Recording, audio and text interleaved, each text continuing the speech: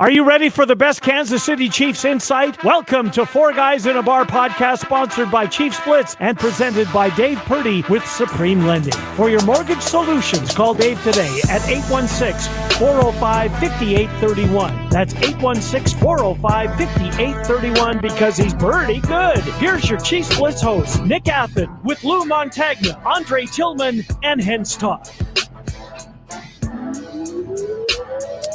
Welcome back to the next edition of Four Guys in a Bar, presented by Chiefs Blitz. I am your host, Nick Athan, publisher of ChiefsBlitz.com for all your Chiefs news. That's the one source to go, one place to go. Get everything Kansas City Chiefs.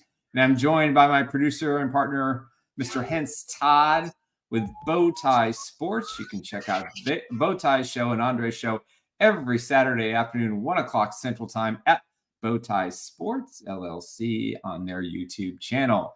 Before we get started with this next edition of Four Guys in a Bar, I want to talk about my very, very good friend, Mr. Eric Haynes with the Eric Haynes Group. He is your trusted real estate advisor, and I don't say that lightly.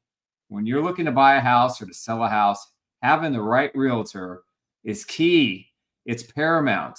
You want to have someone that you can trust who understands all the intricacies of buying and selling a house, can get you through the offer, can get you through the inspections, can get you through the appraisal, can make sure that you are doing the right thing for your family and it's a good fit. You need somebody you can trust, and that's Mr. Eric Haynes. Give Eric a call at 816-729-3785.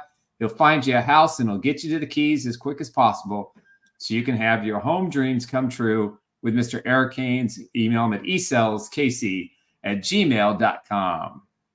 Proud sponsor, Chief Who? Proud sponsor of Chiefs Who. And joining us as they do every week 3 times, Mr. Lou Montagna, the other senior member of the crew, Coach Andre Tillman, the other young pup of the crew. It's the old versus the new, and that's a lot of what's been going on this week. A lot of old Chiefs stuff, a lot of new Chiefs stuff. I tell you, for the first week of the Combine, the Chiefs have made a lot of off the field news. And we're going to dissect into all this stuff today as we kind of go through the process of what has transpired this week. I don't know where we want to start. We want to start with the stadium stuff first. That's kind of like on a lot of people's minds? Let's do it. So as everybody knows, the Kansas City Royals a few weeks ago laid down the foundation for their new Crossroads downtown ballpark. And so on Wednesday, Chairman and CEO Clark Hunt and President Mark Donovan spoke to the media and basically just put together a plan to update Arrowhead Stadium with some really cool amenities for the fans. There are definitely some money sources that are going to be available. There's going to be some new money revenue like the stadium seats. They're going to have that area. They're going to have clubs behind each stadium seat on each section. They're going to do a 360 walkway across the top. And, for those who sit up in the nosebleeds, you have to go down one level and on one of the levels and walk back up to get to the top on the other side because it's blocked off, new parking. They'll put a structure where the Royal Stadium used to be and basically add parking and a lot of other amenities that I think are going to be really cool that definitely enhance the fan experience. Now, it's not a wow thing here. It's definitely something that is efficient and makes a lot of sense. It does connect other areas of the stadium to the building.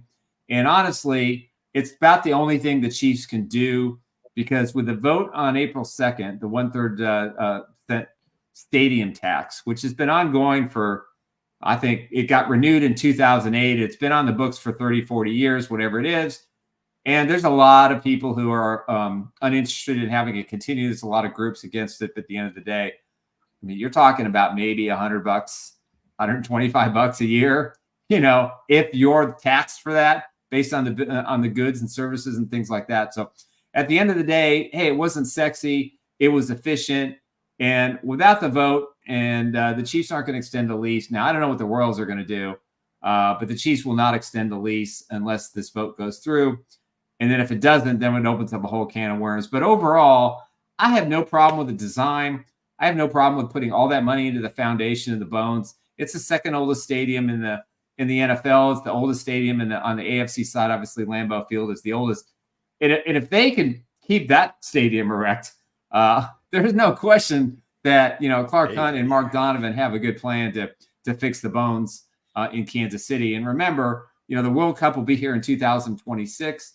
Now the stadium improvements won't begin until after that, so 2027. So there's a lot of time for this to change. But overall, I think this was the only move that the Chiefs could make. And I think the stadium is like I said before the show.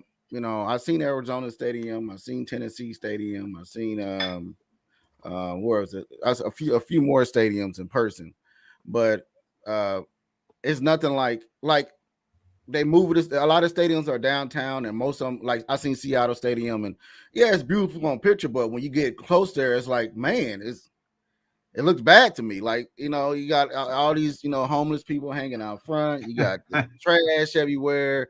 You got the streets look bad because, everybody's driving around downtown. But you go to Arrowhead, it's like it's clean. The grass is cut well. Because me and Dre walks up there, on our off time. He walks up there, and the stadium looks nice right around Dre. Right. It looks good. It looks good, like the structure of it, the everything to me. Like, man, I said every time I go up there, I said this is a beautiful stadium. After seeing, I've seen Arizona in person, I've seen Seattle in person, Tennessee, a lot of more other stadiums. But yes, if they add more here and there, it's like a classic car to me. Like, why not? It's nothing better than a classic car. It's always going to look good. Don't F it up. Don't F it up. He said, "Don't F it up." Man. Put some nitrous in the Camaro, and you're good to go. Right, the stadium always that structure is nobody else can replica that structure that the Chiefs have.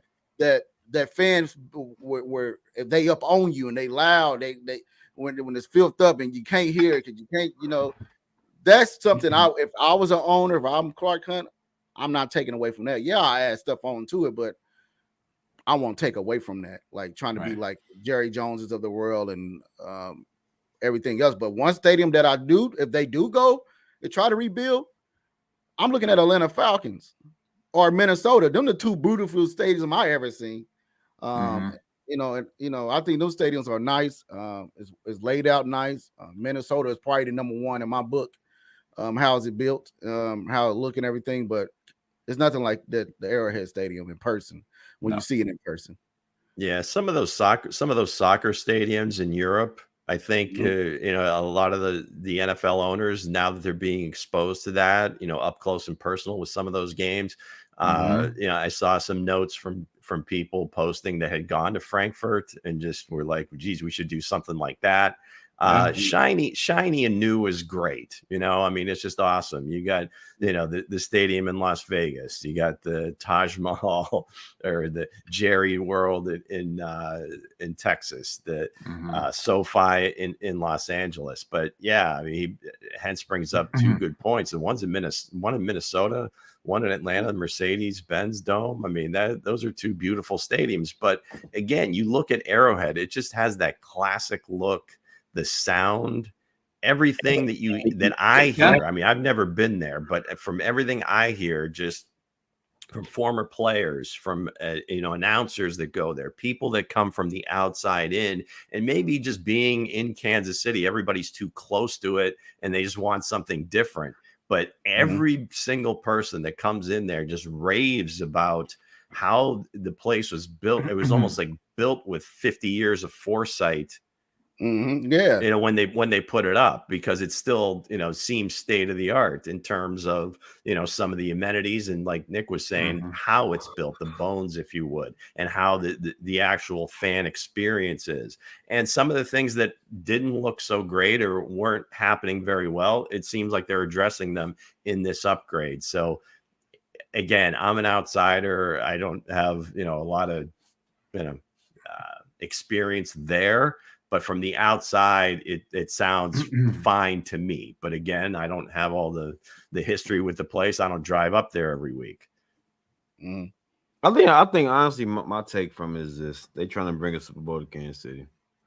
They want to bring a Super Bowl to Kansas City because the thing is, you see, when Hense was referring to all these domes and like Atlanta Dome and Jerry World and all this other stuff, the Chiefs, it's so many attractions that's coming to Kansas City right now.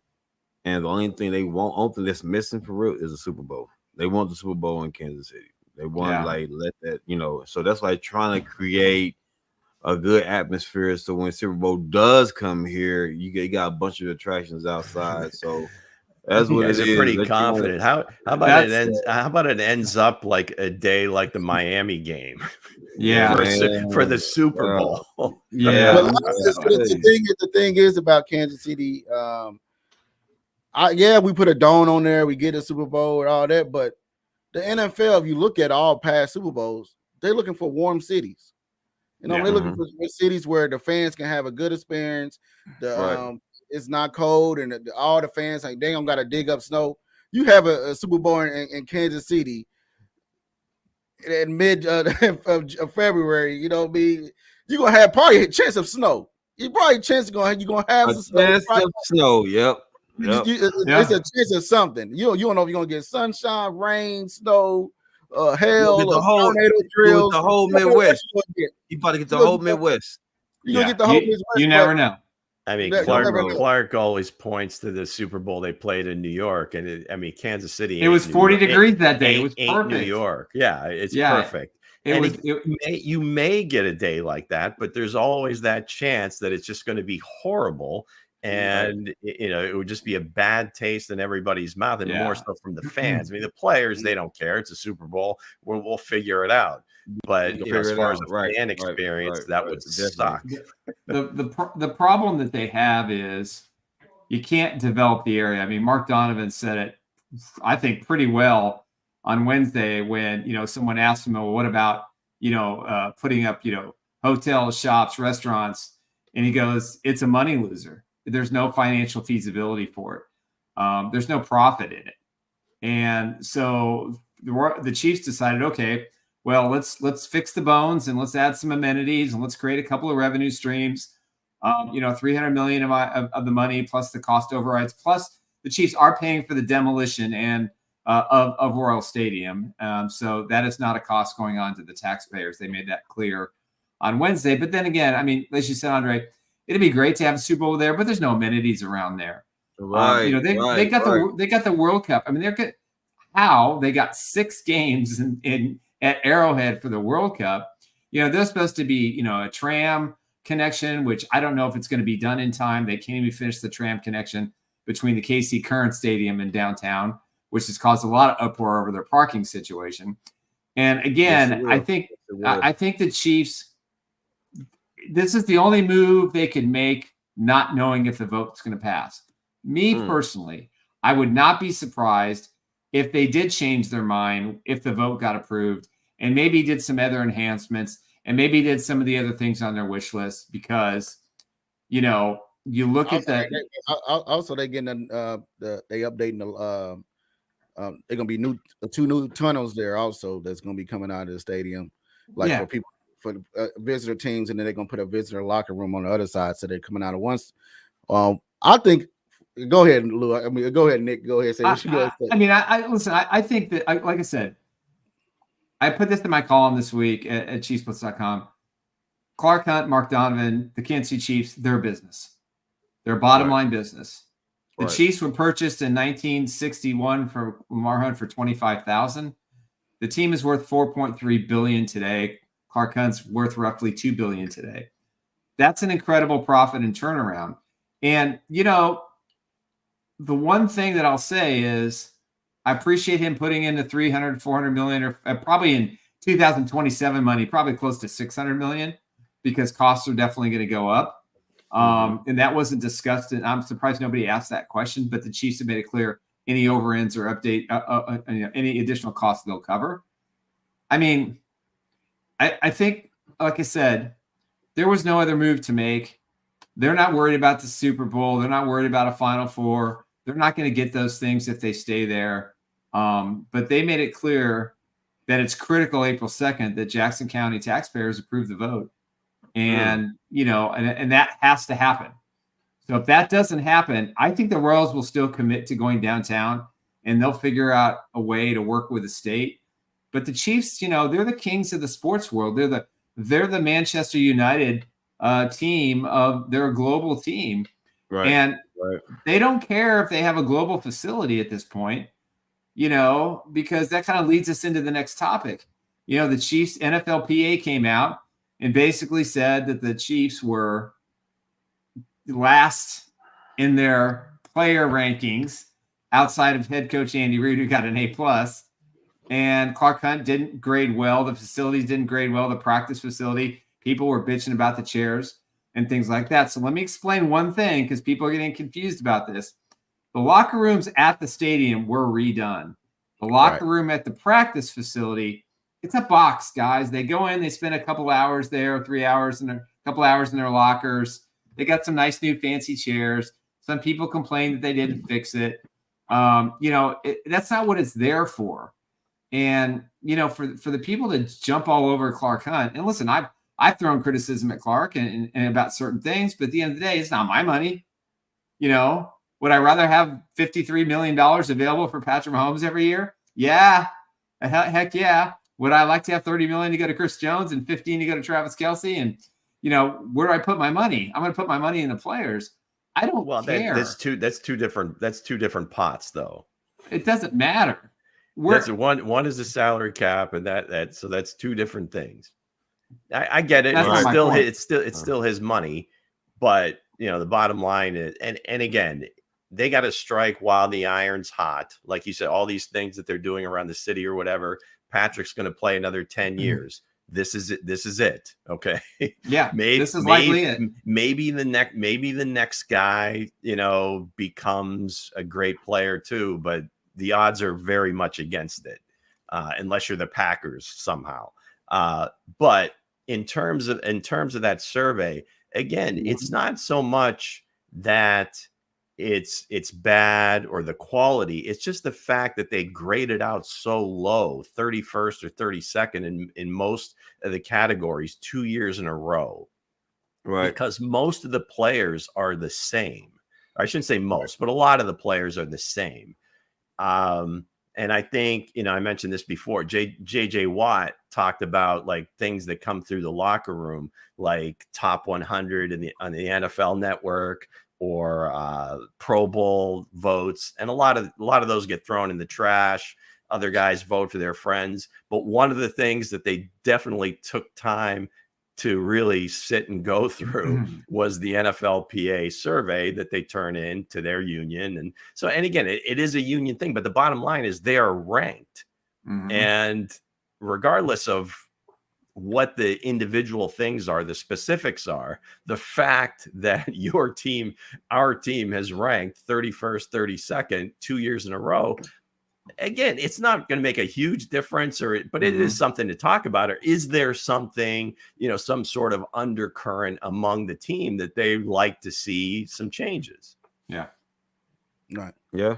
And as speaking of changes, it's been some changes, even before this show. You got MVS getting cut. Some stuff coming out of Nicole Hardman leaking blueprints to the sorry Jets. I don't see that happening. But again, we have one guy that is it on this side, that side. He's back there somewhere. The guy that's rookie of the year for the Kansas City Chiefs is bringing on. Here it comes. He's coming on great. He's gonna come out. He's number one. Everybody. No, we don't need to find our number one, because we have our number one. We need to go find that number two, like a Worthy or Franklin or somebody like in that caliber. But looking at this, looking at his past year and his rookie year, what do you think about Rashid's second year coming around? Is he gonna have that sophomore slump? Is he gonna have that? But by looking at him, I think he's gonna be in the lab with Patrick Mahomes, because they didn't have the time, like the luxury of everybody else, to have that February off day and have those 4 weeks of going on vacation. They coming straight off a Super Bowl, going straight back into training while everybody else is going to train. What you guys say about that, Nick? Well, I think Rashid Rice saved their season. He had he not emerged, Chiefs don't win probably the division. They certainly don't get to the playoffs. and they don't win a Super Bowl. I mean, that's how important it was for the Chiefs to find a single. They just needed one receiver to step up and just make the catches. And I think I don't remember the statistic, but somebody said he had 113 targets or something like that, and he only dropped 3 balls. And we probably all could talk about the 3 drops. Right. They were insignificant at the time. Well, the one in Detroit probably hurt the worst, but nonetheless, you think about how far he came, and he never hit the rookie wall. What I love so much about what Brett Veach has done the last 2 years is particularly the last 2 years, probably the last 3. Every one of these rookies that was asked to play meaningful minutes never hit the rookie wall. They never did. Karlaftis. You look at the secondary with McDuffie. It's these guys that you think, I mean, they only played 11, 12 games in college, and a lot of those guys skipped their bowl game because they didn't want to get hurt. And I think it's remarkable, but what Rice has done and emerged, okay, now the Chiefs know what they got. They got rid of MVS. They're saving $12 million a year. They can go after a guy like Xavier Worthy from Texas, put him in there as a slot receiver. Anonymous Mango said something about, Gabe Davis and Mahomes following each other. I'm going to throw that up there. Anonymous Mango, we appreciate you. You're new. We love it. Anonymous Mango has a lot to say, Nick. He has a lot to say. I'm impressed. Way to come in strong. So we don't know who that is, but we love having you anyway. But yeah, you've got, this has opened up everything for the Chiefs and what they're going to do in the offseason. Now we know the direction they're going. Clearly, they're talking to wide receivers at the combine. Again, it could be a smokescreen. I still want Bowers at all costs. I don't care what it takes. I don't care what they have to give up. You bring the best player in the NFL draft to Kansas City. He's that for me. But nonetheless, that's a long ways coming, or even probably out of the realm of possibility. But your boy Rice, man, you were right. I mean, I didn't think he'd be this good. I didn't think he'd be the centerpiece or the linchpin that put it all together. And you had him. I mean, Hense, you had him pegged from day one, and I didn't go there. He's an ascending player, obviously, and I think he's going to continue to ascend. Now, what the ceiling is, I don't know. I think it's going to be more so, again, chin to hairline between the ears, because the physical stuff is there. And I think the key thing that you mentioned there, Nick, with all these other players is that it's more so, I think, the mentality and the mental toughness. And there's no easy way to glean that out of a prospect, but they've kind of found a way to do that, because each guy may not be as gifted as some other rookies that they bring in, but they have the mentality to work, the hunger to keep getting better, and to keep winning. So that's the only thing you fear is guys that have a little success early, Isaiah Pacheco, Pops, first 2 years, 2 Super Bowl rings. You're 23, 24 years old. It'd be real easy to say, like, hey, this is just going to happen every year.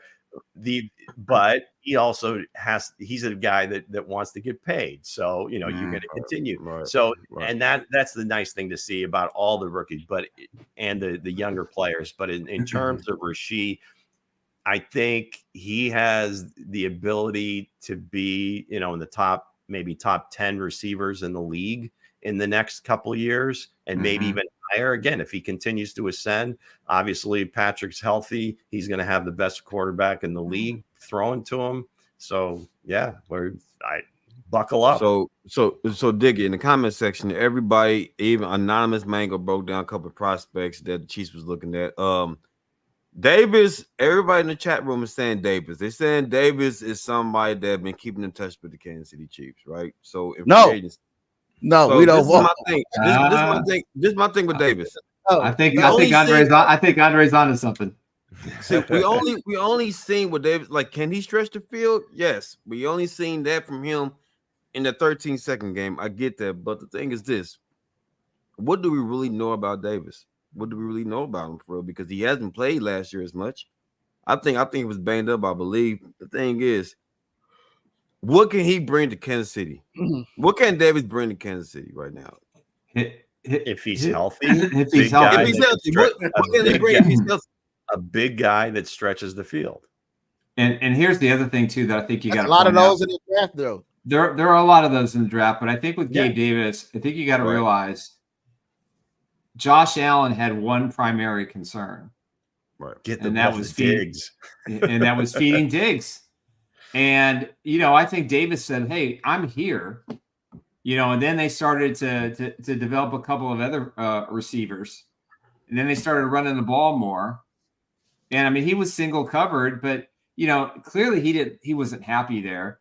They haven't used him very much or used him to his talents in the last year and a half because, quite honestly, the offense was in shambles. It won a lot of games at the end of the year that they probably could have lost at least half of them, and then it's a completely different narrative. But I think Davis is a real possibility for Kansas City. I think it makes sense. You get your Worthy, you get your Davis, or maybe you bring in a Moody as well, who I know that Matt Nagy really likes. I think he'd also be a good fit. So the Chiefs are going to upgrade the wide receiver position, but again, where do they spend that cash? I want him to T. Higgins is trying to get traded despite what anybody is hearing. But to me, and I've watched a lot of Xavier Worthy film in the last 2 days, and I sit there and I marvel that his ability to run routes at that size, but to have that speed is just absolutely amazing to me. And people are saying he's mid-second round, early second round, maybe. His pro day in Texas, I mean, he's going to show off his talents. He's going to show off his talents when the wide receivers work at the combine. But to me, I don't think this one's a smokescreen for Kansas City. I think they definitely have a strong interest in Xavier Worthy. He makes a lot of sense, but only if they get that other piece, veteran wide receiver or two, to push this offense to a higher level. Because right now it is Rashee Rice and Justin Watson and probably Sky Moore, and that's it. So there are 4 wide receiver positions. They're going to have to add. What's that? Kadarius Toney still under contract. I mean, I would put Nico Remigio ahead of Kadarius Toney. Oh, heck. Remigio is going to be a stud. I think he's going to be a really good player. He's just off-season Justin Ross. He's just off-season Justin Ross. That's what Nick just drank the Kool-Aid that Coach was drinking on Justin Ross last off-season. I hope they for him. I really hope they both work out. I do. I thought that kid showed a lot, and I think he would be a prime candidate for the punt returner. Especially if they change the punt return rules and be like the 4th or 5th receiver. Yeah, it's going to depend on free agency. There's not much out there. I think Chris Ballard said that Pittman's on his roster one way or the other. Yeah, they're close to an extension. They're either going to extend him or they're going to put the tag on him. That'll be done by the weekend. Higgins has the tag on him. Maybe they trade him, but again, now you're giving up stuff to get him. Really, the only ones that are left are Davis, Mooney, Nick. You talked about KJ Osborne. Ridley's a little older. He's probably going to be looking for bigger money, I think, as well. Hollywood Brown. Now you're really getting into maybe your third receiver, and you're hoping that the guy you draft, if you draft him in the 1st or 2nd, be your number 2. Yeah. Possibly a 3 if one of these other guys steps up. Yeah, Hopkins is the guy if he's released. That's as far as I'm concerned. Go ahead. Yeah, because he's a big guy. He's a big possession guy. Hopkins up in age, but he do got sure hands, and he knows the game. Like he knows the holes in the defenses and whatnot. He knows the mismatches and whatnot. But this is my thing with Kansas City right now. And Hense said Hollywood Brown, right? I get that. But the Chiefs really needs a nice size possession receiver out there. Somebody that can really a lot of those in the draft. Third downs, man. Yeah. Agree. I just feel like the speed wise, you can find that too down like in later rounds in the draft. Well, but I'm just saying, like, go ahead, Bo. A lot of people missing is I think the Chiefs played the Packers and they played the Packers, and they seen how the Packers receivers was doing, and how they was young, and then how they was, how they was out there balling. I think the Chiefs looked at that and said, "That's where we're gonna go next year. Not gonna go this MVS train. We're not gonna go of this, Either that or they just watched their own games the first 4 or 5 and said, you know what? We may not be able to fix this right now, but next season this ain't happening again. So the receiving core won't look like this again. The Packers have done an amazing job with all those guys, first year guys, second year guys, and they fit the scheme of what Green Bay does. They fit Love. That's the key. They fit Love. Yeah. They fit Love. That's it. The Chiefs receivers don't fit Patrick Mahomes. Not all of them. Outside of Rice and Watson. Because think about it. Right. So basically what Mahomes is, you need a speedster, an over-the-top guy. You need an over-the-top guy. Just for the threat. Franklin is him. Yeah, there you go. Just be a threat. Franklin, if you look at Franklin, he plays. Well, you'd like to hit a few of those every now and again too. Well, I mean, he hit the one with Hartman in the Super Bowl, going the opposite way, throwing back over his body. I look at that throw and I think, when's the last time that Pat really aired one out like that? Aired one out. Really went deep with it. Not a single one all year. Yeah, you got to think successful. back. Yeah, exactly. So most of them were, yak, maybe a little. Some of those seam throws to Justin Watson. So there were a lot of drops. There were a lot of drops on big throws. Franklin on Thomas Jr. Anonymous Mango says this. He said Sky Moore can be really good for us in the slot. I think Rice will start. I think Rice will start to be put on the outside this coming season. So basically, what he said is this: Rice on the outside slot, Sky Moore in the slot, right? I do believe Sky Moore. Do we watch this team play? Seriously, do we all watch this team play? Does anybody line up in the same place more than like 1 or 2 plays in a row? I think we see Rice everybody's moving around everywhere. Rice in the backfield, Rice. But from what I've read, somebody said this, and it was very intriguing to me. They said, where'd you read it? Where'd you read it? It was like some with a Chiefs column. Hey, Bo, don't interrupt me. So it was like this. It was like this. They took out Sky Moore from the slot, right, and put Rashee Rice in his spot. So Sky Moore got exposed because he's not a number 1 receiver. So you expose Sky Moore, put him in a position he's not comfortable with. That's going to be my surprise cut right there. That's my surprise cut. You remember we supposed to got into it, right? That's my surprise cut. This Sky Moore? This off season. Yeah, it's going to be Sky. I feel it's going to be Sky Moore. Like Sky Moore. Do you trust Tony over Sky Moore? Yeah, I take Tony over Sky Moore. Yes. From potential, yes. Depending on who they sign, how many draft picks, it's going to be. I mean, obviously, it's going to be very competitive because it's wide open outside of Rice. Yeah. I don't think anybody that's on the roster right now has any like locked in position outside of Rice. In terms of Rice and Watson are the only two that I would say are guaranteed to come back. And still, Justin Watson, I don't know how the hell he does it, but he's never. I don't know has he ever caught 20 balls in a season. I mean, he's just somehow. It bothers me because his special he didn't teams have a lot ability, of good routes. And he's just a glue guy, and Patrick loves him. Mm-hmm. So that's good. That's all that matters. That's good enough. But if you look at these receivers coming out the draft, Nick guy is worthy. Dre guys, neighbors, I think. And my guy, Brandon Thomas Jr. But I also, like Dre knows me, I like to throw a smoke screen out there. And then my guy is Troy Franklin. That's how who are you fooling? What's the smoke screen? Who are you? I do this with Dre all the time. I just smoke screen. My smoke screen is Troy Franklin. That's my draft crush. I think this guy. I think if you look at it, if you look how he plays, it was nobody else. Out there like on his receiver core, but it was just him. He named others. That was he beat the zones. He beat zones, and he plays. And you look at him.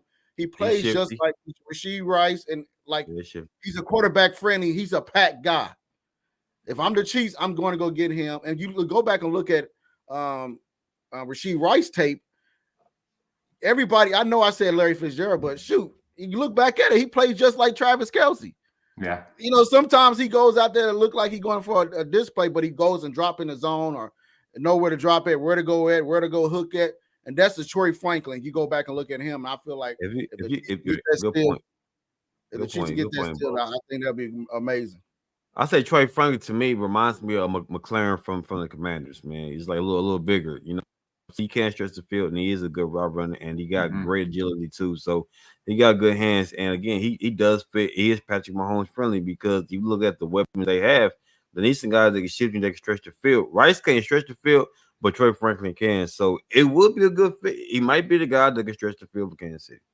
Yeah, I mean, and Hardman could come back too, which I think is more and more likely at this point. I'll take Hardman in a heartbeat. I'll bring him back. If he beat I would too. Stay off of Twitter. So speaking of, wait, first off, Hense, wait a second. I think we got to talk about this three-stripe life. No. The three-stripe life you got going on here with the green. Is it what's happening here? You got the warm up. Did you just sign a new deal with Adidas? He said he got a new deal extension. Was it an extension or did you just sign up with Adidas? Nah, this is why I was at Sport in Kansas City. They gave it out, and I was like, shoot, some free swag. Nice. Free swag. Nice. I said, shoot, I ain't had nothing to doing on the show. But nice. speaking of Nicole Hardman, guys, what do y'all really think about? Did he? That's a big allegation to have on a player. You know what I mean? To put it out there to say, you know, some people saying it could be a career ender. You know what I mean? Because some people won't allow him in the locker room, but I don't see. Come on now. So you said he leaked the information for the Chiefs game and the Eagles game. The Eagles beat the you know what I mean? They beat the Jets, and the Chiefs. You know what I mean? Zach Wilson had his best game against the Chiefs. Yeah, if he leaked the information, it didn't work because Wilson had a tremendous game against the Chiefs. Is the result really the issue here? No, I mean, I don't know. I don't know if he did it or not. If he did, it's pretty bad. Okay. Yes. Listen. If he did say something about that, really, if he said yes, I did do it. Yes, it's bad, but it didn't have no effect on the game. But if he was to say that, yes, it's bad. Listen, I don't. This is what I think. I think if he went to Mahomes before the game and said, "Man, I hate it here. I wish I was playing in Kansas City." I got no problem with that. Even if he says, "Man, I made a mistake. Yeah, I hope you guys come get me someday." And I'm sure he did. But here's the thing: if you remember, Chiefs played the Pittsburgh Steelers in the playoffs. 3 years ago, and Juju Smith-Schuster worked his ass off to play in that game for the Steelers. And after the game, he came to the sidelines and he went to Chris Jones and he said, "I'm playing here next year." And, you know, he even complimented him of that fact that the Chiefs had food prepared for the players right after the game. He said a lot of things, and it wasn't the first time that he'd gone down that road. So, listen, this happens a lot. For us old guys, I mean, who was it? It was the defensive tackle from the then Oakland Raiders who gave up on a play, ended up right in front of Marty Schottenheimer's face and said, "In the middle of the season, I'm coming to play for you next year." So Chester McLaughlin, that's it. Good memory. I forgot his name. So listen, I think McCole Hardman was very honest about his criticism of the New York Jets. Right. It is a dysfunctional organization. They have Robert Saleh is a great guy. He is not a head coach. Aaron Rodgers, who isn't talking about this at all, which I find absolutely fascinating. A chance for him to talk, but he even threw shade on him as well. And McCole Hardman spoke the truth. They have an offensive coordinator who's not very good. Aaron Rodgers runs the show.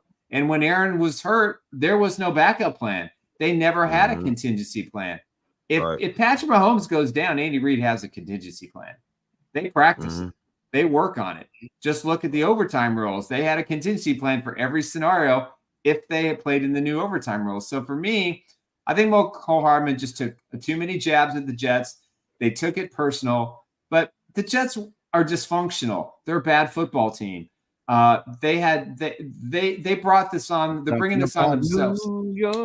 Yeah, and it's just I don't think Hardman did anything wrong. And I'm with Stephen A. If this is all BS, and I don't know the reporter that threw it out there. He's got a lot of followers. He covers the Jets. But if this is proven to be false, if I'm McCole Hardman, I'm with Stephen A. He should file a defamation case against the Jets. And if the league thinks this is serious, they would have already announced they're looking into it. And again, what is he going to do? Send him the playbook?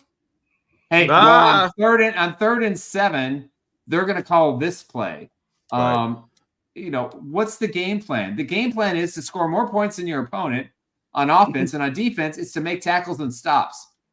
Well, there's protection plans and different signals and that sort of thing. But again, that's assuming that was done, right? Spagnuolo doesn't need any help. It seems more like what you had said before was maybe some conversations between friends that had played together for 3 or 4 years, and like, okay, this is nuts over here. I've experienced a winning organization, and now I'm here, and it's like, what the hell?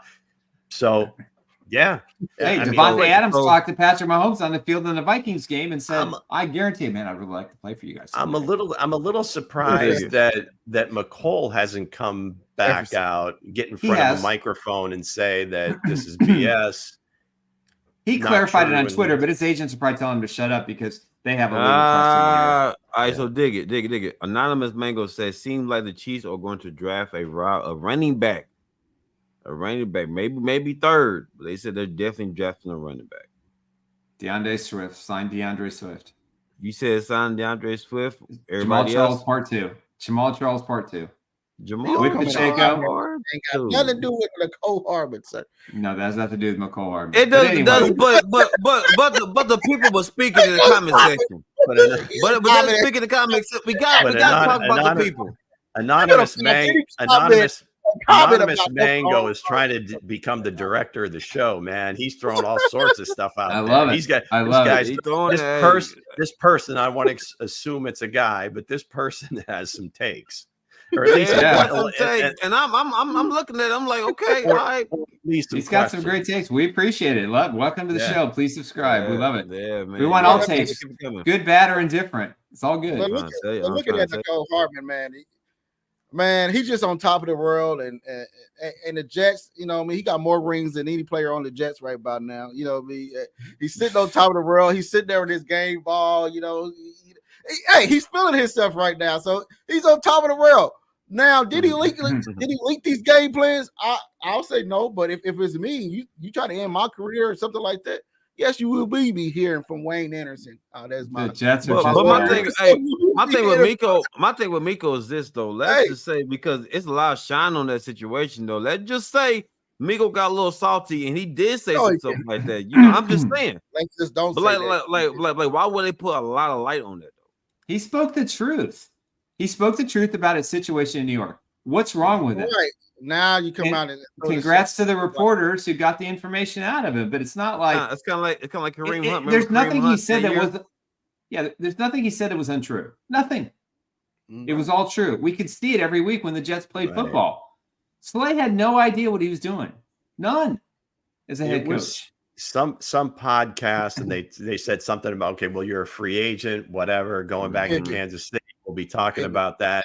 And the guy just sort of jokingly said, go back to New York. And he just busted out laughing.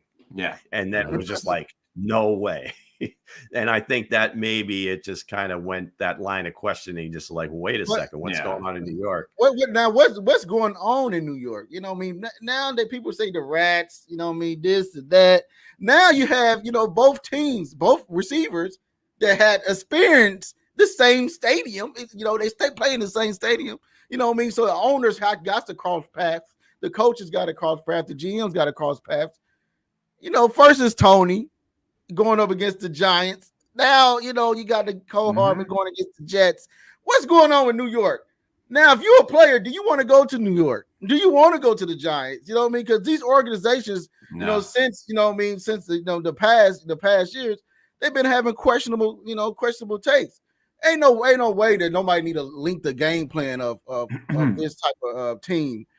Zach Wilson, if what you gonna link on Zach Wilson? He gonna wants throw out too. He gonna throw another interception. He can't read defenses. What you gonna throw? What link you gonna throw out there? Now, if this come out wrong, I agree with Stephen A. Smith, and I don't agree with him on a lot of stuff, but I agree with him on this. I'm gonna sue the pans off of the Jets. You trying to throw my name up under the bus like that, and I'm coming off the Sauce Gardner and everybody else. Everybody got to pay up, and I'm gonna be sitting on top of my 3 rings and my game-winning Super Bowl ball and a paycheck from the Jets. So, with that said, man, I feel like he's not a Nicole Hardman ain't shown that he's a locker room cancer or anything like that. But with that said, I would bring him back to Kansas City. You know, I think it's a good possibility. So, looking at that, man, he may not have many other choices, quite frankly. I mean, I don't think he's going to have a whole lot after that one. Yeah, not necessarily that, but just him as a player. I mean, it's he said it on a podcast. He said, I'm not looking to be a number 1, not even number 2. He said, I'm looking to be a number 3, or a role player. He's a role player. Right. And he said he accepts his role. And why not have him as a role player on the Kansas City Chiefs? He knows the playbook. Yep. All I'm saying is this.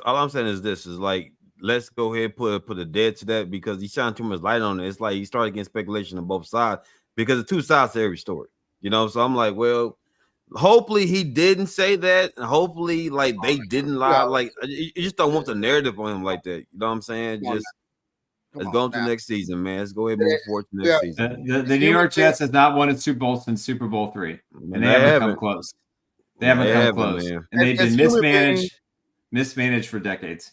Right. It's human things in a year of the truth. They like to say, "Come on now, come on." The Jets are just salty that he talked about that team, so they said, right. So here we go. Now we know the truth. Hence, a little dirty secret. Hence is trolling Jets. Yeah, like a mug, like a mug, man. I'm like, hey. That's right. That's right out of Aaron Rodgers. Let's go, Jets fans. Come on, let's hear from you, man. Like, they bashing them, bro. I get it though. I get it. I'll say this though. So I'll tell you about the Jets fans.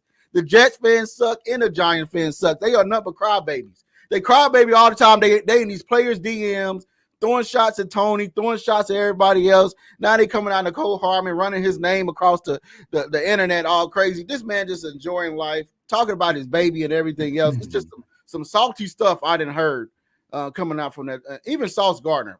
You ain't the best corner in the league. Some people say you are. I don't know. I feel like it's better corners that's on the Chiefs that's better than Sauce Gardner. Sneed and McDuffie, I would take over Sauce Gardner. I would take over Sauce Gardner. Man. Sauce is him, though.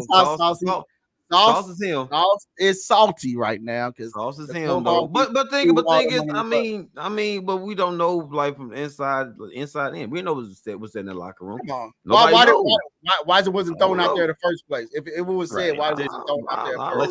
Let's leave it at this. There's some animosity between. Yeah, there you go, Lou. It's some animosity, man. And keep it like that. Whatever the words are, it's just noise. So it's a bunch of noise. I don't believe he would do that. I do believe that he wanted the hell out of there. Yeah. So sometimes you're so mad that you're gonna say some stuff. You're gonna say some stuff. They come by the Chiefs. The Chiefs will be they shouldn't have no first round pick because they got tampering and all this. So they trying to find any way to come. They want our second round pick for tampering. They coming for everything for the Chiefs, man. Like, first is Taylor Swift. Then is this, then is that. Like, come on, man. Sit back and enjoy the wide and watch the bleed. Listen. I know we got the combine going on right now, gentlemen. We got a lot of questions about the combine, baby. Let's go with it, man. Before we get into that, let's go ahead and get a shout out to our second sponsor. Go ahead, Nick. All right, let's talk about my good friend, Mr. Dave Purdy with Supreme. You want to find someone who knows the numbers, knows how finances work when it comes to finding the right mortgage for your family. That person is Dave Purdy. His phone number is 816-405-5831. He has worked with me and my wife, Emily, to make sure that we found a loan that fit the family, fit the budget, and understands the difference between being a W-2 and a 1099 and what it takes to make sure all the numbers fit so the banks give you a thumbs up. And you want someone who can dive through all that, decipher everything, and then come up with loan options that make sense. Interest rates are steady. They're still not the best, but now's a good time to buy houses before property values go up. When interest rates come down, property values go up. And when interest rates come down, when that happens, you can still refinance. Usually most mortgage companies within 12 months will let you finance one time for free. It's an election year, so rates are going to go down even further. So it's still a good advantage to buy a house at a good value. So you want someone who understands the market. Give Dave Purdy a call at 816-405-5831. We love Dave because he is pretty good. Speaking of 30, we're going to go into the combine. Yes, we are, Dre. But Bengal fans, Jets fans, before we do, show me your trophy case. Show me your trophy case and shut up. I don't want to hear no more about no Bengals fans. I don't want to hear nothing about no Jets fans. Leave our former players alone. Leave our future players alone. And stay off our team and stay off our backs, trying to get our picks and everything else. Like I said, mic drop. You got Creed's jersey in there. Nice. Cool. Love it. Yeah, I mean, speak your mind, Bo. Speak your mind. Now back into the combine, what the people want to see. The people want to hear the combine, all right? They want to hear the combine talk. We don't care about what Diva is playing with the Jets and what he doing over here and what he eating and what he didn't eat over there. Who cares? We're talking about the combine right now, guys. And to me, it was a lot of shocking stuff going over in the combine, right? Chop Robinson running a 4.4, man. I mean, a DN with that type of speed. You got a lot of big men out here that's looking great right now. Like their stock is rising, So, like to me, like today, I believe the wide receivers is going today. I believe Saturday. Thank you. Today you got the DBs were your guys. The DBs. That's where we eating at, Lou. That's where we eating the tight ends, man. The DBs where we eating at, guys. But again, I mean. Well, that's Nick's situation with tight ends, man. Nick he's blustering. He blushed with the tight end talk, man. But the thing is for me is this: I love DBs. Love DBs, man. I'm like the Kevin Costner character in the NFL draft movie. I bet I know where his father says, "At all costs, you take player X. At all costs, you take Mr. Bowers." That's you. At all costs, but I want Bowers. Nick said, I want Bowers. I don't care what it is. Give me Bowers. I'll take Give him the first and the second this year and a first and a 5 the following year, and I'm still good with it. So that's let me ask you this, Nick. That's insanity. Veach would be fired if he did that. Do you think Brock Bowers is better than Travis Kelce? If you both had to pick those two in the draft at the same time, who you taking? Well, Brock Bowers is kind of a wide receiver plus. Right. And he's also a tight end, and he can play in the backfield. I mean, look at how Georgia used him last year. Before he got injured, he was in the backfield. He was out wide. He was up on the line of scrimmage. He was in the slot. He does all the same things that Kelce does. If you want a transitional guy where Patrick Mahomes never has to worry about a transition once Kelce retires, probably the end of the 25 season, he's going to probably play 2 more years. You put Bowers in this offense, Chiefs, you get Bowers and Worthy. Just say you get Bowers and you get the right free agent wide receiver, Chiefs aren't going to lose a football game next year. They will go undefeated. That's how strongly I feel. Now, if the report is true that that L'Jarius Sneed's probably going to be traded, what do they get? If they get a couple of 2s or they get a late one, if they get a pick, then they have the ammunition to move up. Bowers will be there at number 14, 15, or 16. I'm convinced of that. Absolutely. And I just, this kid is special. He is special. I'm not gonna lie. I showed him yesterday. The guy is amazing. He's not the tallest guy in the world. But he makes catches. He makes plays. He has breakaway speed. Whatever it takes. You get a guy like that. I think he's I think he's going to be the best tight end to come out of college in the last 15 years. I believe that. Agree. I think Anonymous Mingo says he said Theo Johnson gives him Kelce vibes. And he said KC did interview him today. So Theo's he's a good player too. He's a strong possibility as well. They let you know if the Chiefs looking at the tight ends and they hearing about Bryce and everything else. And the highest team that's on Sneed right now is Atlanta, and I've been saying it on this show for the longest. They're gonna go get Kyle Pitts, and it's going to happen. So I'm okay with that too. That's what's going to happen. So basically, right now the Chiefs are indeed in need of a tight end. They have to get one. They have to get a tight end and a running back. Hold on. Have to. Lou, I know Lou gonna say it. He's gonna say you can't be disrespecting Noah Gray. You can't be disrespecting him like that. So I feel like Noah Gray if he been coming around, he just ain't give us a more take on it, Lou. Well, I'm not going to say they discount or just not look at the position. If there's a guy there that they like, they go ahead and take him. It's just we haven't really seen, Noah get the opportunity that he doesn't get that many balls thrown his way, like maybe once or twice a game. So you really don't know his full value. I mean, he was a great player at Duke. What they're asking him to do is just a fraction of what he was able to do in that Dave Cutcliffe offense. So I like him.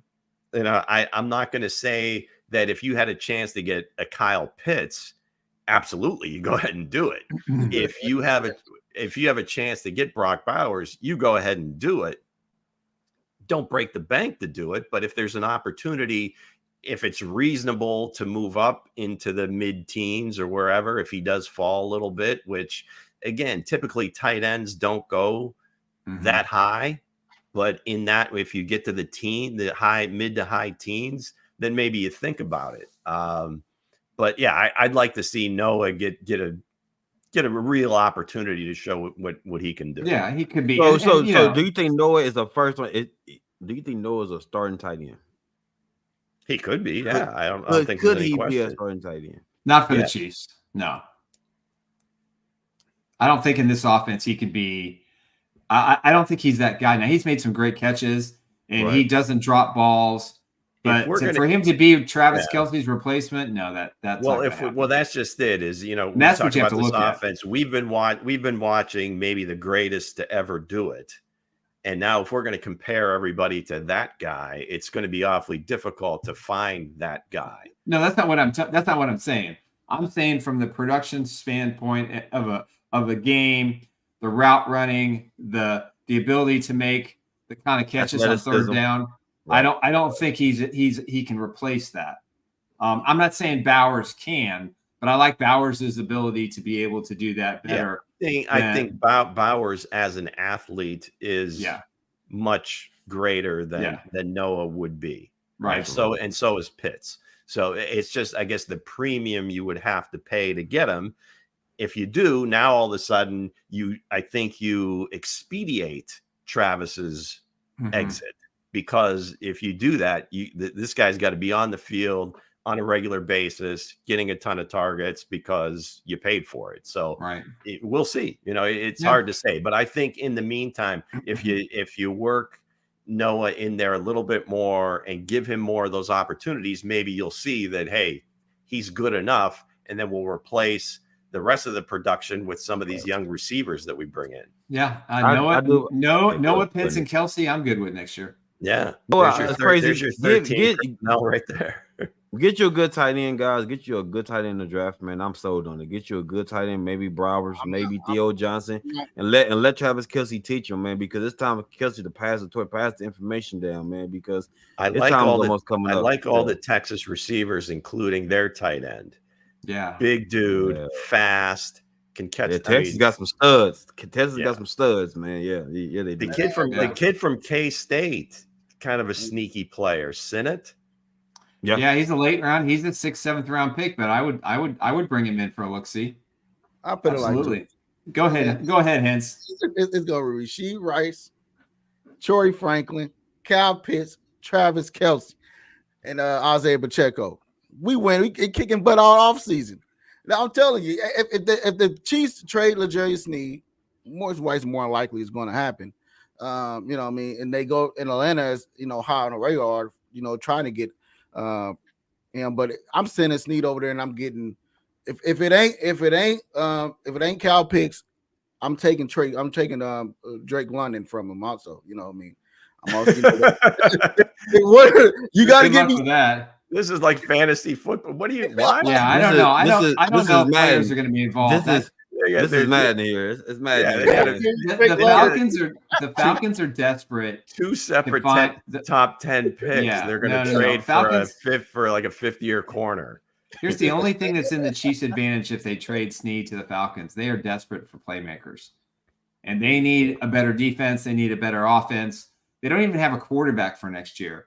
Right. We don't know if the Bears and the Falcons are going to make a trade, for the quarterback position. We don't know how it's going to all unfold, but they love Sneed. They have the money and willing to pay him.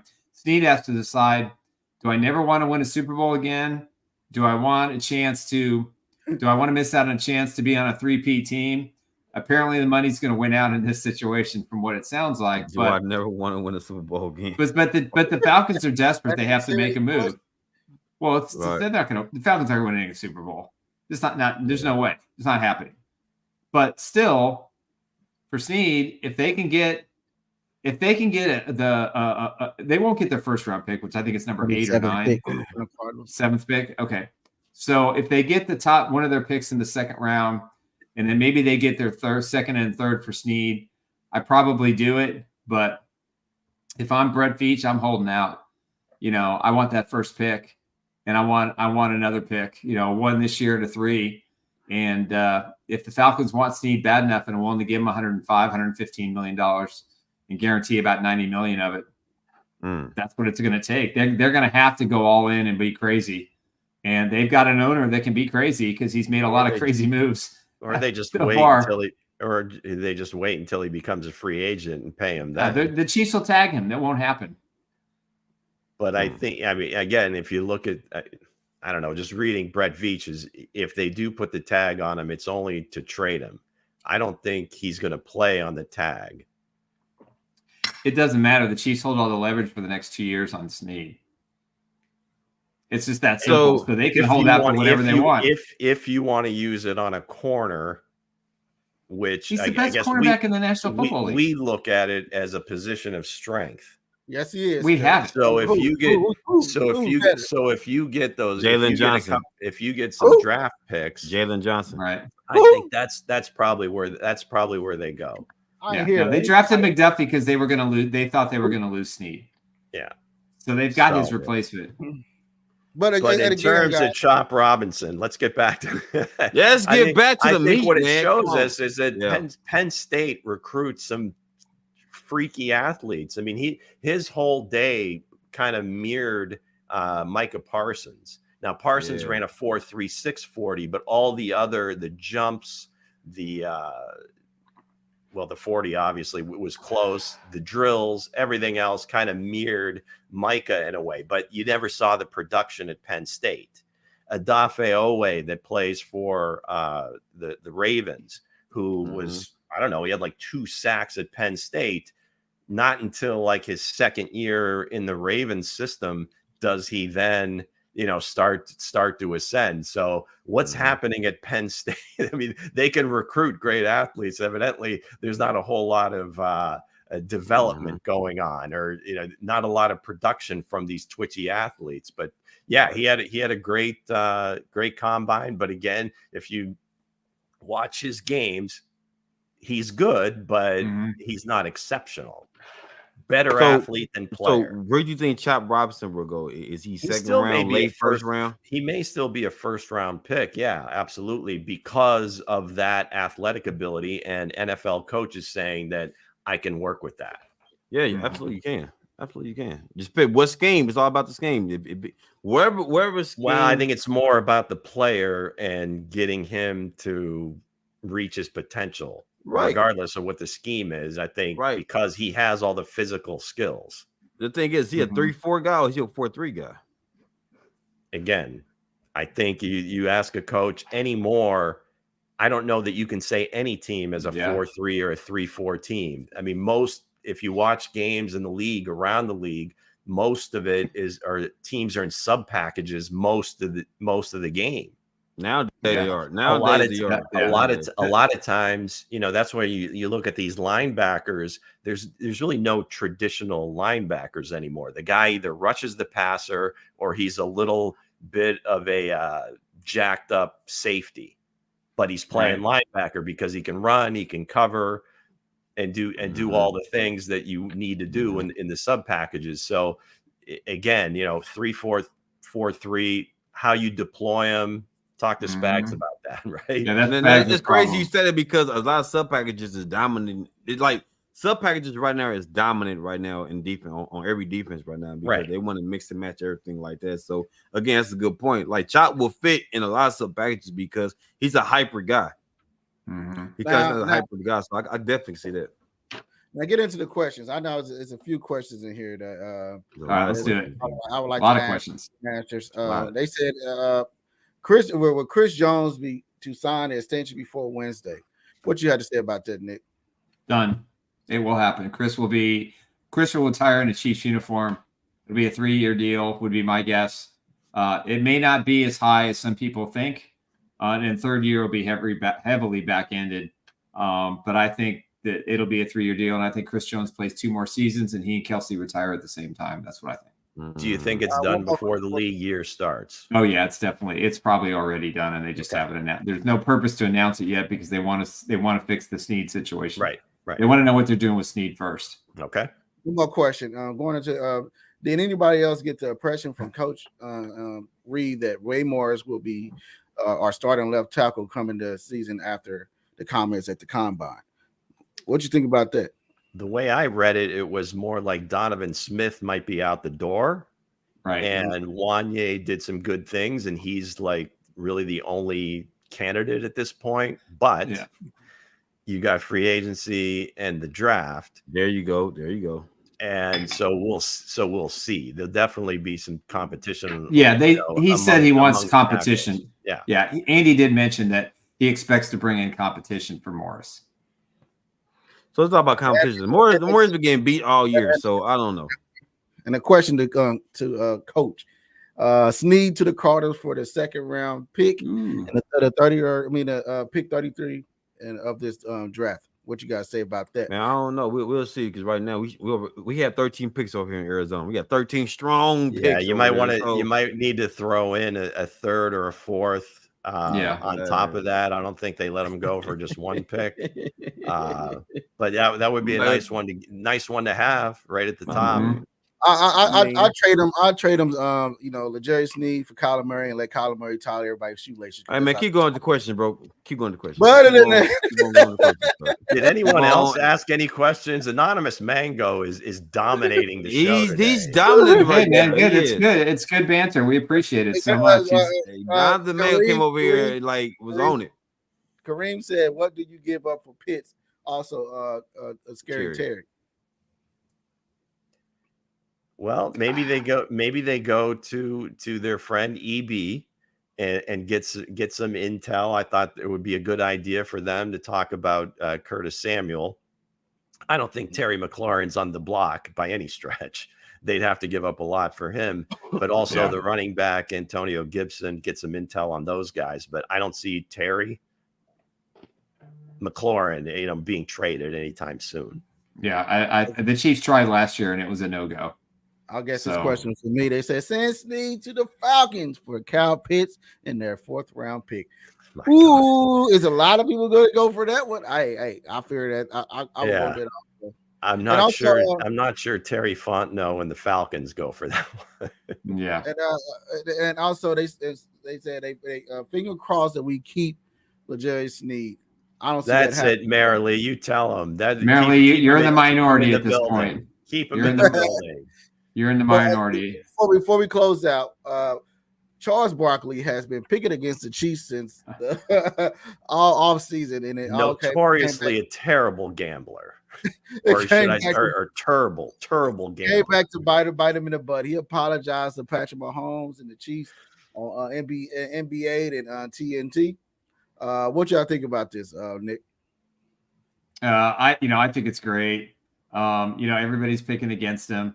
I think, listen, I love Charles Barkley. He, to me, is one of the funnest, greatest personalities of our lifetime. He just says what he says and he means what he says. And, I love it. But and he'll pick against him probably next year and the Chiefs will win. But I love it. And Patrick Mahomes to respond, this is all good banter. And again, it kind of goes back to what we talked about in the opening of the show. We're in the greatest time ever to be a Chiefs fan. You know, it doesn't matter your age. It doesn't matter if this is new for you or it's new for us, you know, Lou and I, because, I mean, we're old. We've been through the last one, you know, 50 years ago. Even Lenny Dawson tell me, God, I hate talking about Super 4 team. When is the team ever going to win again? Right. He doesn't want to be remembered for that. You know, he wants to watch it, you know, from a different perspective. And, you know, through the grace of God, he was able to. And I think that, you know, it just goes to show you that just enjoy the moment, guys. Just enjoy the fact that Charles Barkley on TNT is talking about the Chiefs. Right. You know, I mean, think about that. Talk shows across the country. CNN, MSNBC, CBS, NBC, all these talking. This is a global football team. This is the National America's Football League's team. version of Manchester United. They are America's team. Taylor Swift and put it on a stamp on it. And Taylor Swift put a stamp on it. And now we're a global phenomenon. And everybody's coming after him. Chiefs fans need to just don't take the clickbait. Listen, we are back-to-back Super Bowl champions. One of 5 teams in NFL history that's done it. We are going to be the only team. If the Chiefs get in the playoffs, we'll be the only team in NFL history that has a chance for that, because all the other teams that won back-to-back, what happened? They missed the postseason. Right. Chiefs are going to win the division. Chargers aren't going to do squat this year. Now, the following year, I think they will. The Raiders are just yakking their mouths. And, you know, the Broncos, they don't even have a quarterback for next year. The Raiders don't have a quarterback for next year. You can't just put a team on the field and be successful and think you're going to win a Super Bowl if you haven't had a guy around a while who can build an offense to compete with Patrick Mahomes. So I don't want to hear it. At the end of the day, guys, just enjoy it. Relax. Appreciate the fact that they can't take away 3 Super Bowl wins in the last 5 years. They can't take away the back-to-back. And let the haters hate. And let all those listen. Did you see what he did there? What's that? Let the haters hate. Yeah. Yeah, there you go. Swifty, come on now. Yeah. I have a question for Anonymous Mango. So All who does Harry date someone on the Man U team, or what do you mean he's their version of Taylor Swift? Are you breaking news here, Anonymous? Come on, let's hear it. Haters gonna hate though. Did you see Nick? I'm proud of Nick. That was good. I didn't know if he knew what he was doing. It's just become second nature now. Mm-hmm. It was Nick. It was out of nowhere. It was out of nowhere. So you know, look when I was at the stadium, I was I was looking at the trophy case. I was like, man, I remember when we started. I was looking at the first trophy. I was like, man, now we have 4. Yeah. What are they gonna do with that number 5? What are they gonna put that? It's no more. They're gonna get 1 for the thumb, as Terry Bradshaw used to say when they stopped at 4. Yeah, they can never get the 1 for the thumb. All my Pittsburgh buddies. Here we go. Here we go. Here's the answer. Not dating, no, haha, but related to one of the players, so he's a club's token celebrity face, if you will. All right, Anonymous Mango, thanks for chiming in. So all these Pittsburgh guys, I mean, most of my friends are Steelers fans giving me, Sixburg, don't talk to us until we have 6 rings. Well, I mean, we're getting close. Do they have 6? Steelers don't have 6 titles, Super Bowls, do they? They do, yeah. Okay, all right, my bad. Yeah, Ben 2 and Terry 4. That's right. I forgot about Roethlisberger twice. So I'll be seeing a couple of them tonight. You know, just a little personal news here. Driving down to Pittsburgh, going to go see Trombone Shorty in concert. So I'm pretty excited about that. Had to put that out in the atmosphere. So anybody gets a chance to listen to Trombone Shorty, it's worth. You have to put some of that in the group chat. We want to see pictures and everything. Yeah, send us the pictures, man. Yeah, we'll see. This is indoor. I saw him outdoors up in New York 2 summers ago. Long ass tour. He's still going. Nice. Not as long as Taylor Swift's tour, that's for darn sure. It will. Yeah. All right, guys. Well, so with that said, we're gonna give a shout out to our sponsors before we close out. Once again, go ahead, Nick. All right, first up, we'll talk about Mr. Dave Purdy with Supreme. Give Dave a call at 816-405-5831. He is the guy that's going to find you the right mortgage, whether you are W-2 or 1099. He will make sure that all the financials fit. Once they do and you get approved, then it's a matter of finding the right loan, the right interest rate, and the right terms that fit your family, as he's done for me and my wife, Emily. Give Dave a call at 816-405-5831. We love Dave because he is pretty good. And another guy who's pretty good is Mr. Eric Haynes with the Eric Haynes Group. He is your trusted real estate advisor. He is the man who has put together a very difficult challenge, finding a house for myself and my wife, Emily, making sure that all the I's are dotted, all the T's are crossed, and they keep the other side of the real estate transaction, making sure they do all the things they're supposed to do. You need a bulldog. You need somebody you can trust, and that's Eric Haynes. So give him a call at 816-729-3785. Proud sponsor, Chief Who. That's right. That's right. All right, I'm gonna give a shout out to Anonymous Mango that has dominated today. He's dominated. Nice job. Yeah, he did. He dominated today. Trahan, Kareem, St. Clair. Who else we got here? The Chiefs Blitz, Bowtie Sports. That's us. Man, Blitz. they everywhere. Us, I know they everywhere, man. Y'all coming everywhere, huh? Shout us out, man. Shout us out. I got to because we get feedback, man. That's why I shouted it out. Damn right. Blake Bammers. Let's see. I know I got another one here. Another hidden jewel. Let me see. Mr. Ken Sinclair. There you go. John Gordon's voting no on the vote. So hey, there's a descending vote. I live in Missouri, but I live outside of Jackson County. So there you go, John Gordon. I can't help. It was somebody. Yeah, John Gordon. Yeah, John Gordon says no. And Vincent. Yeah, I think George from Canada was in for a minute. Yeah, he did. George? He did. It was he was in here. He sure was. Busy guy.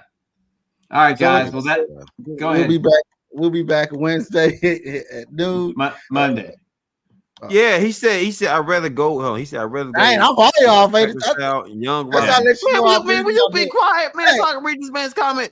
Hey, so the man said I'd rather go with the Packers style wide receiver group. That's what he said. That's what Mr. Frank said. Nobody care what you got to say, Dre. Get on. We'll talk about that. We'll talk about that. I'll tell you what. Your assignment for Monday's show is to break down the Packers wide receiver group, Andre. All right. I sure will. Hold on. Mahomes can match that. Hold on. Go ahead, Andre. Go ahead. No. Go ahead. We done. Are we good? Yeah, we good. All right, guys. All right, that's going to do it for this edition of the Four Guys in a Bar presented by Chief Splits. Check us out at chiefsplits.com. YouTube channel at Chief Splits, Twitter at Chief Splits, Facebook at Chief Splits.